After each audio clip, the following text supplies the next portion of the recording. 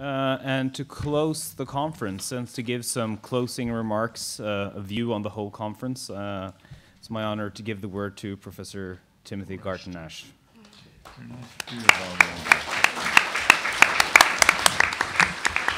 Thank you very much. Well, my task is to sum up the whole conference, which is, of course, impossible and therefore easy, because all I have to do is harvest some of the grains of wisdom that we've had in the last 36 hours and then bake it into a loaf of my own with the addition of my own yeast. And that's what I'm going to do. But first of all, I do want to come back to what was said at the very beginning, because all of us who come here from outside Norway are deeply conscious of where we are and when we are, namely towards the end of the Breivik trial.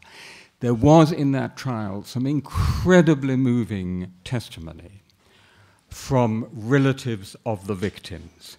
It will be familiar to many of you in Norway, but for me, let me just quote one piece of this testimony. A woman called Lara Rashid, whose elder sister, Bano, was killed on Otoya Island, and she said this to the court: "Bano did not die in vain.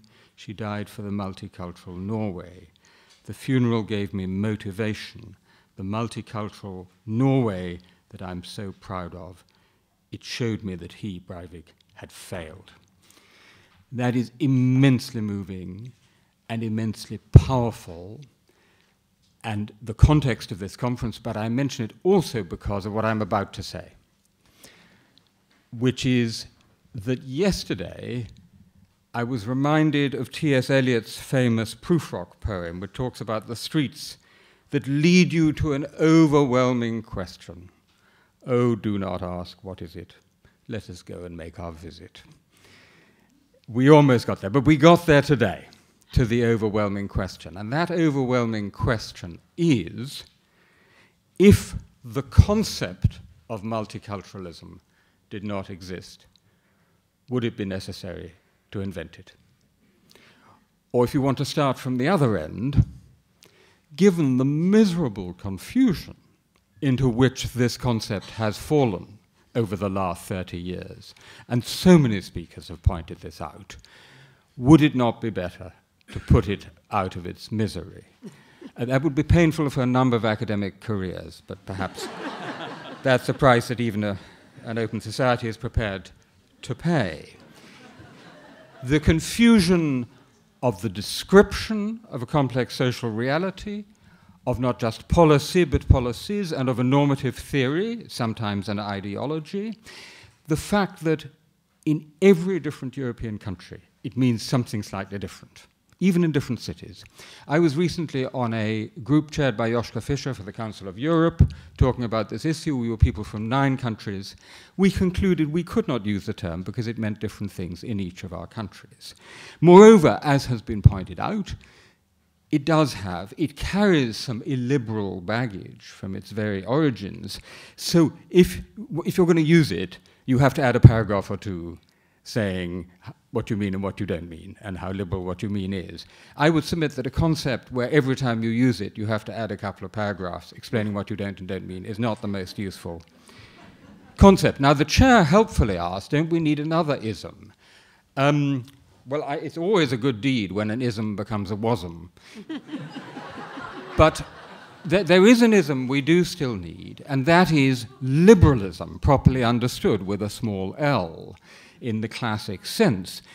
And what we actually need is liberalism enhanced, enriched, and adapted for the conditions of a multicultural society which exists. That is to say, one that genuinely gives, in Ronald Dworkin's famous formula, equal respect and concern to all its citizens, and one might add, residents. When liberalism was thus expanded to include all the classes of society, which was not the case in its origins, we did not feel the need to talk about multiclassism.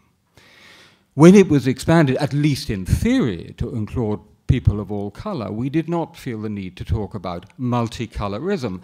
When it was expanded, at least in theory, and I stress in all these cases, not entirely in practice, but in theory, to include people of all genders and sexualities, we did not need to talk about multigenderism, multisexualism, or perhaps it should be multisexualitism. I think that is the case here. Now, I sense that one might be slightly uneasy saying that in this city at that time, because one of the things that Anders Behring Breivik has done, and I just talked to someone who attended all the 10 weeks of the trial, is to say my great enemy is not Islam, it is multiculturalism. And at such a moment, one can understand a certain unease about coming in to criticize multiculturalism. But I would submit to you that that would be a small defeat. Because one of the things we have to do is to defend our freedom to think and speak critically, even about things that bad people attack. So I would submit that we should put the ism out of its misery. This is not to say that all the policies pursued under the name of multiculturalism have been bad, because they have not. Some have been bad, some have been ugly, but many have been good. It is also to say once again that we must defend the reality that we call in shorthand a multicultural society. And I stress in shorthand, because what that actually means is multi-ethnic, multi-religious, multinational, multilinguistic, multi-subnational, and so on.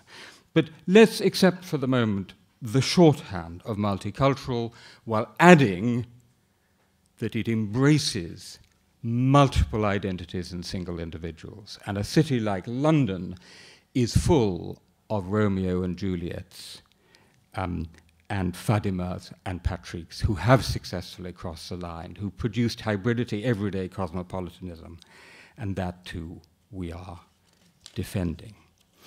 Now, this then raises the question, which is the question of this session, what is to be done? Well, what is to be done about what, if not about multiculturalism? And I have a very short answer to that. And I'll give it you in telegraphic style.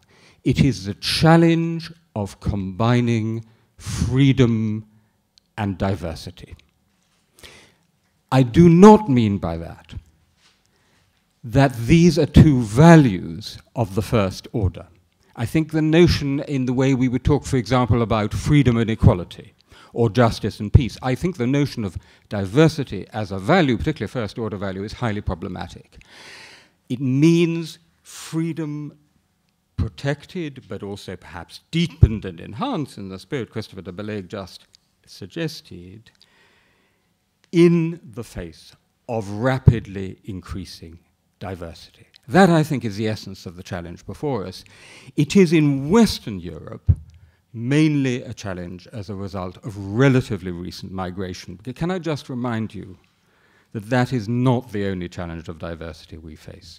In the part of Europe I know well, Central and Eastern Europe, the people who are truly discriminated against, persecuted, and the targets of hate speech, which, dear Jeremy, even I might ban, are the Roma, a community who've been there for centuries. It's the Roma in Eastern Europe. But let's come back to the context here and talk more about recent migration in Western Europe, but just remembering that one of the things multiculturalism so often misses is the true diversity of our diversity. Right, then the question is posed, what is to be done, how, when, and by whom? And the answer to this is adapting Isaiah Berlin's famous quotation about the hedgehog knowing one thing and the fox knowing many things. Whatever the philosophical basis, in policy terms, we have to be foxes. That is to say, we will only succeed if we do a great many different, rather skillful things. Not all of them, and this is very important, to be done by states, governments, national or local, international organization, or courts. Many of these things have to be done in society by different actors, by employers, by civil society groups, by media, by individual citizens. And this, to the now famous Dworkin Waldron discussion, would be, I think, my point to Jeremy, if I may use or abuse my free speech at having the last word, which is that I think we can agree that we hate hate speech, right? I certainly hate hate speech, and that's a good hatred, I feel, towards hate speech. The argument between us would be what means do you most effectively deploy, precisely to protect those vulnerable minorities and individuals. Whether the law is the most effective instrument, and I think it's entirely fair to ask the question empirically, or rather a whole complex of social, editorial, intellectual, cultural norms and practices, including, by the way, community standards, which you also have online, which is part of the answer to online.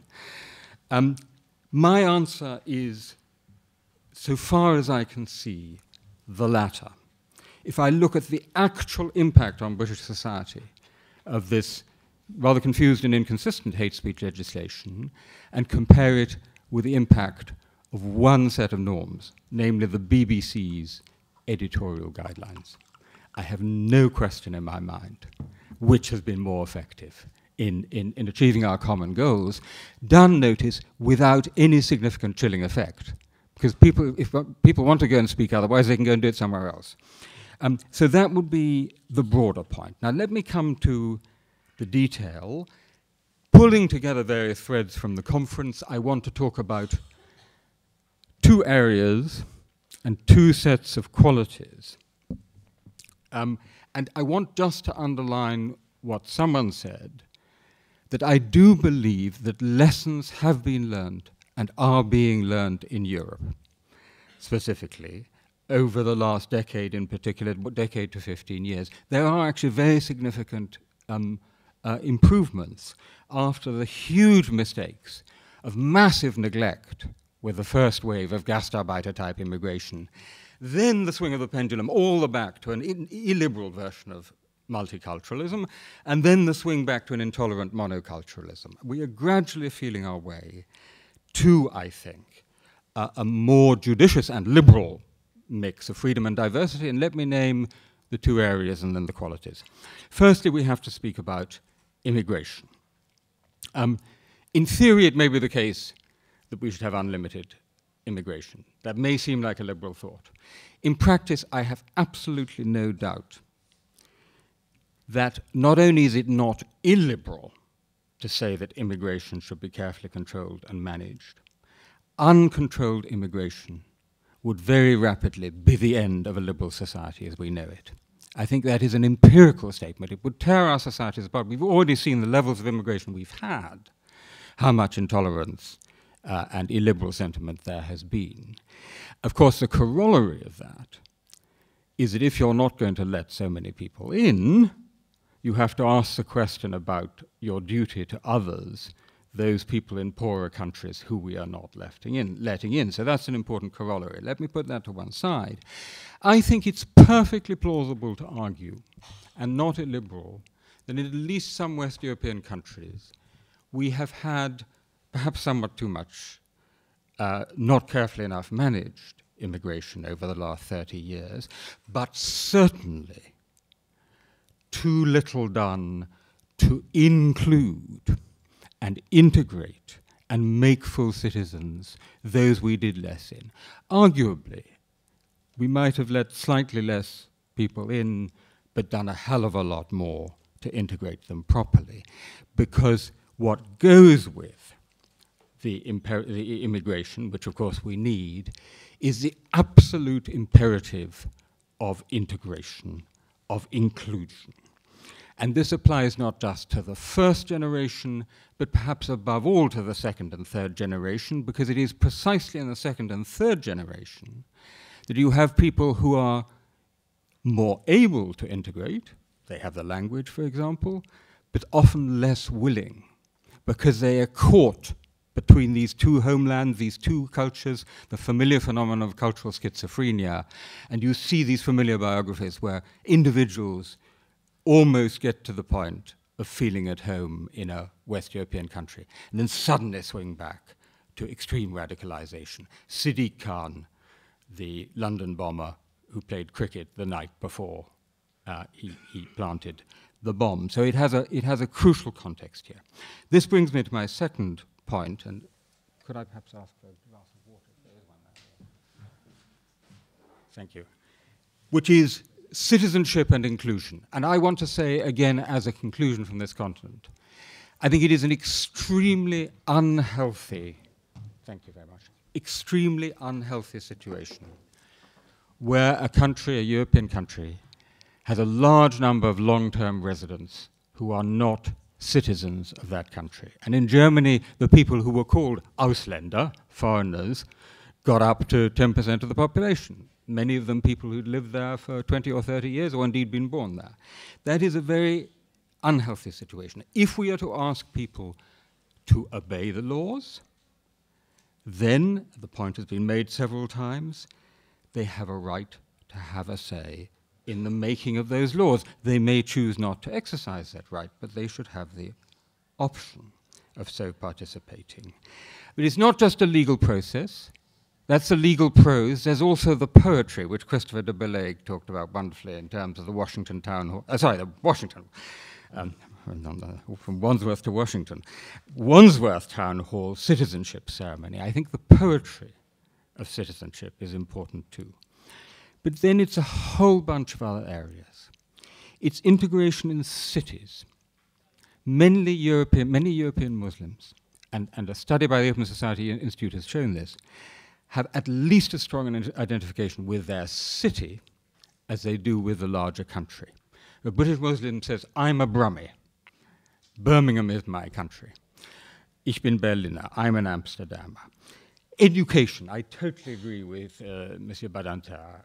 Absolutely crucial. We in Britain have fallen down badly in this respect. On the other hand, the labour market, which is another crucial arena. Here I would have to say, with all due respect, that I think the gulf between the theory of absolute equality of all citizens of the French Republic and the reality of the French labour market is rather wide. And if you go out to Seine-Saint-Denis in the 18th arrondissement, you will hear whereof I speak. Political representation, media representation, absolutely crucially. We haven't talked enough about media. In terms about how people feel about themselves, representation of Muslims and other minorities in our media, and representation in our media, by which I mean journalists. Okay, so on Channel 4 News in Britain, you have the economics editor who's called Faisal Islam. But he doesn't talk about Islam. He talks about the Eurozone and the financial crisis. The political editor of the New Statesman is called Mehdi Hassan, but he doesn't talk about Shia Islam, of which he's a devout believer. He talks about the latest, incompetence in number 10 Downing Street. That's exactly how it should be. There's a representation in as well as a representation of. And last but not least, of course, sport, which has quite rightly been mentioned. I don't need to point out to you that if Germany, as probably they will, win the Euro 2012, as well as the Eurozone, this will be because of two strikers called Podolski and Özil. The Pole and the Turk will win the battle for Germany before the gates of Kiev. I think that's wonderful, absolutely wonderful. Let me turn now, finally, to not so much areas as qualities that seem to me to emerge from our debate. And I group them into two sections. The first is a section I call clarity, consistency, and firmness. Clarity, consistency, and firmness. So I'm told that when companies go multinational, they suddenly have to spell out their code of practice and their values because it's no longer self-evident as it was in a homogeneous in one country. The same is true of countries. You have to spell out the values, the rights and duties more explicitly in a multicultural society. Secondly, consistency. We are, of course, and you've rightly pointed this out several times, though we claim to be consistent in our secular liberalism, we are not. Be it blasphemy laws that protected only one religion, be it the established church that we still have, God bless us, in England, be it faith schools, but only for some faiths, be it family law, be it free speech. The bane of all these is double standards, and it's precisely people who come with a migrant background to these countries who highlight these double standards, and then we have a choice. you can go one of two ways. You can either multiply protections, restrictions, and taboos to make your position consistent, or you can dismantle some existing taboos to make a position of more consistent secular neutrality. I am emphatically for the latter course. And that's a conclusion I want to put before you, because I think the former course, if you multiply all the taboos of all the cultures in the world, there's not a great deal you're left you can talk about. And in a city like London, we have virtually all of them. So I think we have to go the other way. So first of all, we have to disestablish the Church of England. The forces of anti-disestablishmentarianism are still strong. I wanted to use that word at least once in a public lecture, but the day will come. But there are also much harder cases, and let me name just one. Many European countries have laws criminalizing Holocaust denial. That has, over the last 20 years, led to other groups who believe their ethnic or national groups have suffered a genocide, saying, if the law criminalizes denial of your genocide, why not mine? So we have the absurd position where you can be locked up in Switzerland for saying that what happened to the Armenians in 1915 was not a genocide, and locked up in Turkey for saying what happened to them was. So purely on the grounds of memory laws, you have to go one way or the other.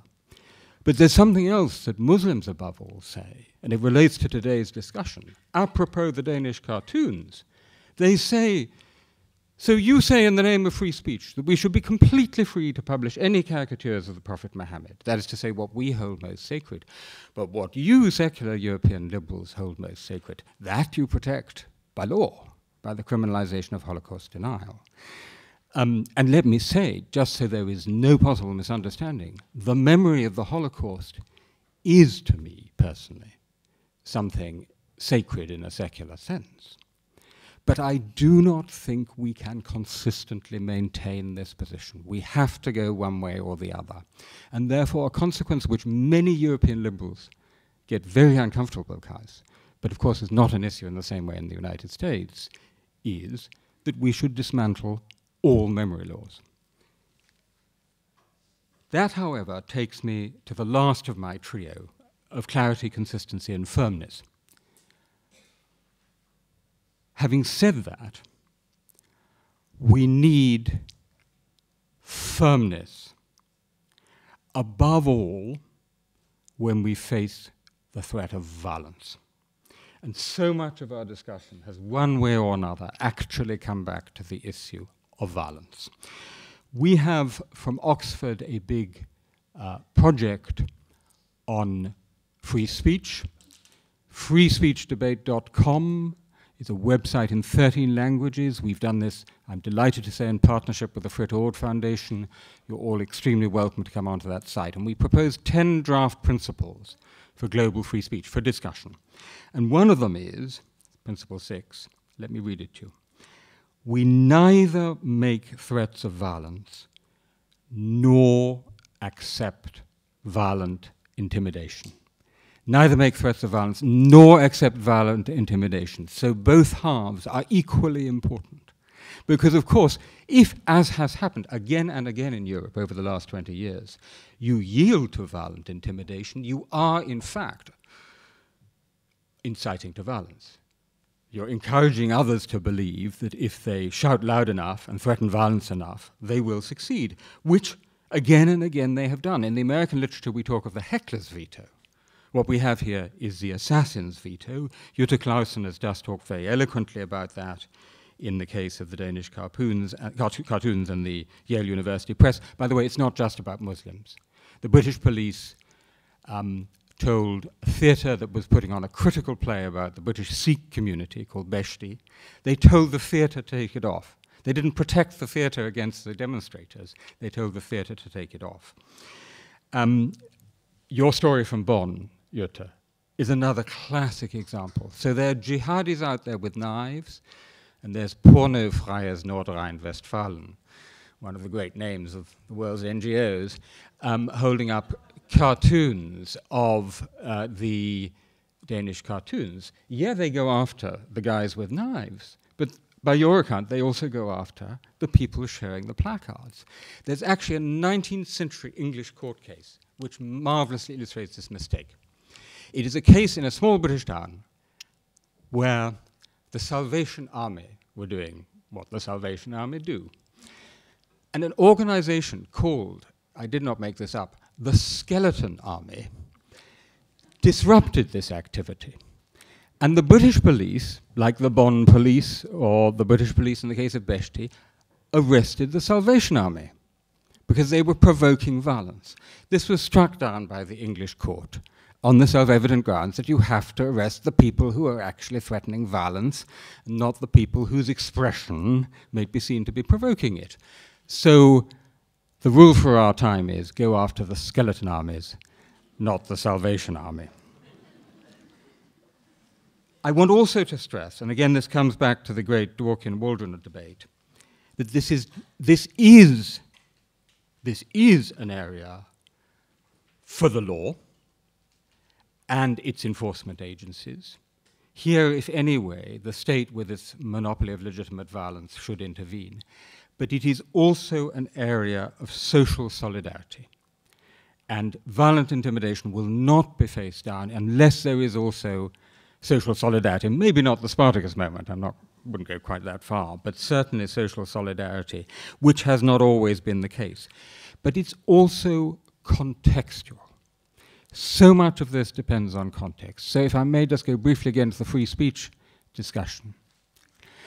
I think there was a case for the incitement to racial hatred bill in the UK in the mid-1960s because Pakistani children, like Kenan Malik, now an eloquent critic of multiculturalism, were every day being beaten up as they went to school.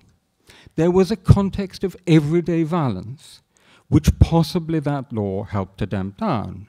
That was the context where a law, which was not explicitly about violence, addressed an underlying issue which at least had an element of violence. We could at least discuss it. But that context has changed. And you do have to ask whether the law was necessary on that was necessary on those grounds in the mid-1960s is necessary in the Britain of 2012. But let me give you an example from today which goes the opposite way.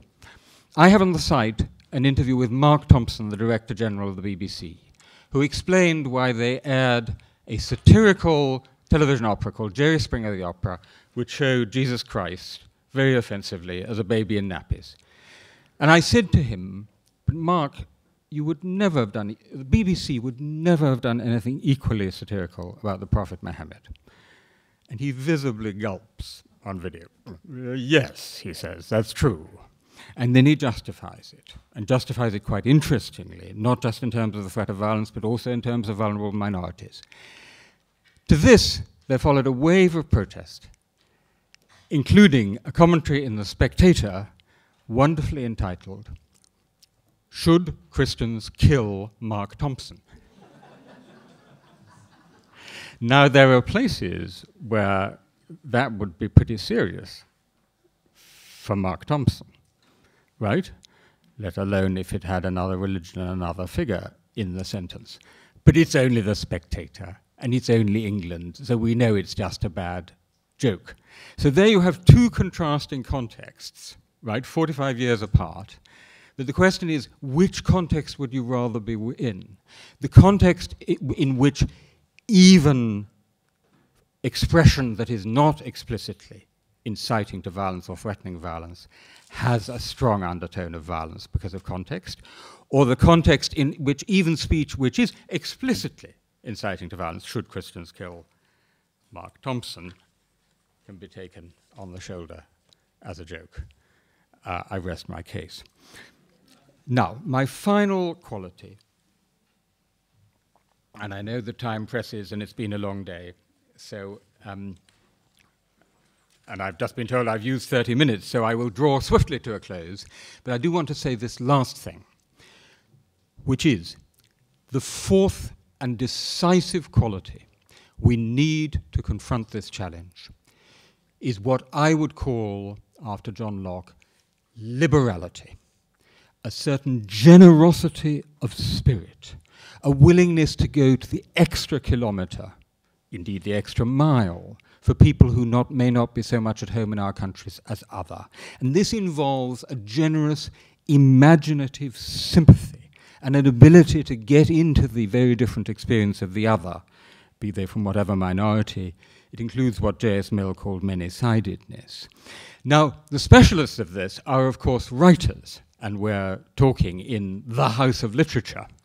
And it's actually writers who, in many ways, including some who spoke here today and yesterday, who've displayed this quality most vividly. I'm not suggesting that the whole of our society needs to become novelists. For those of you who know a few novelists and they're somewhat prickly characters, that would be a nightmare. But I am suggesting that each and every one of us needs to work on our own social responsibility. Of course, particularly educators and journalists. I mean, those are two groups I would single out. But each and every one of us in this spirit of liberality. Because beyond what you get at school and what you see in the media or in Parliament, study after study has shown that what is decisive in the reality of inclusion, integration, call it what you will, people feeling at home here, is the everyday interactions at the workplace and where you live and on the street and in the shops. That's the decisive thing, and that does not depend on the state. It does not depend, except to a limited extent, on the laws. It depends of all of us in this room and beyond. And I think that is a note on which to end, reminding you of the quartet of qualities that we need, that I've identified. Clarity, consistency, firmness, and liberality. That, I think, has been all along the spirit of the New York Review of Books and Fritt Ord. That was the spirit of Lara Rashid and other wonderful relatives of people killed here, and I think it is the spirit of this conference. And in that sense, perhaps, since we've all been engaged in it, we could end Chinese style by applauding ourselves. Thank you all very much.